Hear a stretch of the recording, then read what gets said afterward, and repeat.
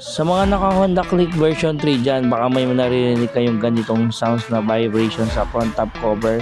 Yan kasi may issue yung kapatid ko dito na parang nagba-vibrate yung mismong front top cover niya. So try natin baklasin tapos bigyan natin siya ng sapin para once na ginagamit na siya, yun malilesen or kung hindi man mawala is malesen yung nagba-vibrate dito sa part na to. So walang tayo ng flower type na Allen, ito ganyan. So dalawang bolt lang naman yung meron dito, isa dito tapos dito sa isang side. Ayun, so kasi natin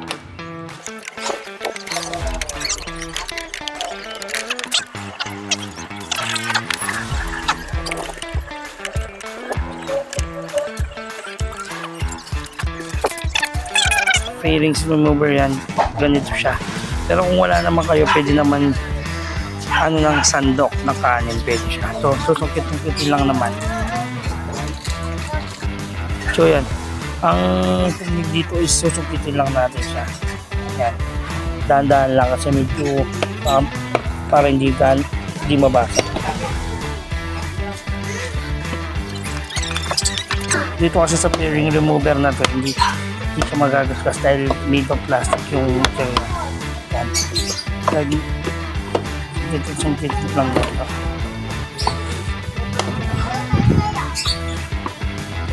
Tapos dito sa side. Yan.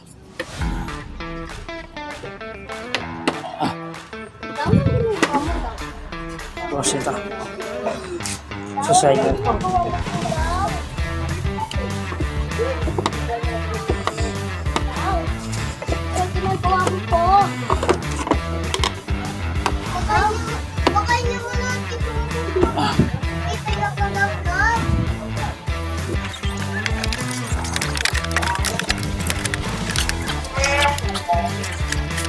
Pag okay na, yan, dahan-dahan lang naman yung pagpuput.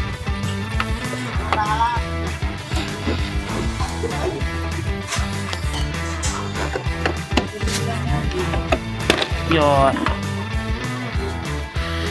So ito na. Yan. Tapos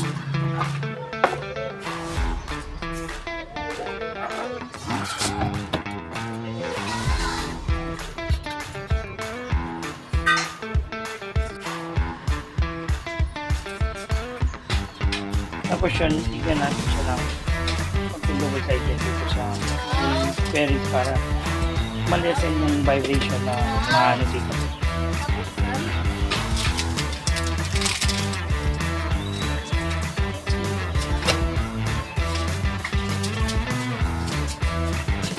Ayan yun, yung ginawa ito na pala. Yan, binigyan ko lang siya ng mga double-sided sa mga part na tumatama or alam yung kung saan nagkukos ng ingay. Okay. So susunod.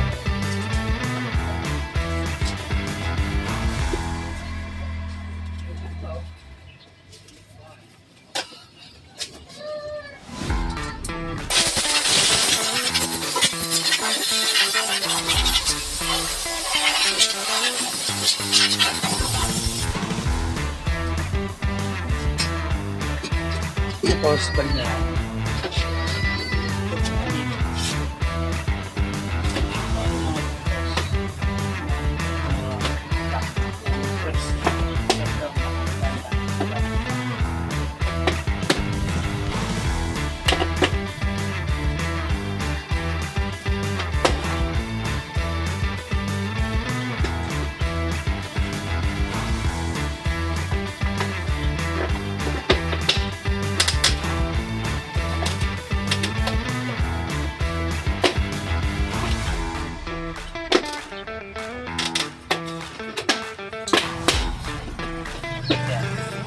Okay, nabalik na natin yung dalawang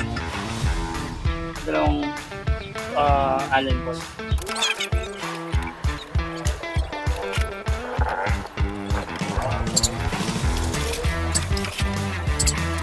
nabalik na natin na maayos yun.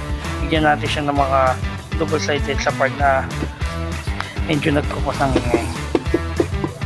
Para malesen yung ingay or eliminate yung ingay na nagsasound dito sa part na to. So ganun lang, nakaka-experience ng ganun sa version 3 ng Honda Click. Yun, may mga konting konting adjustment lang naman.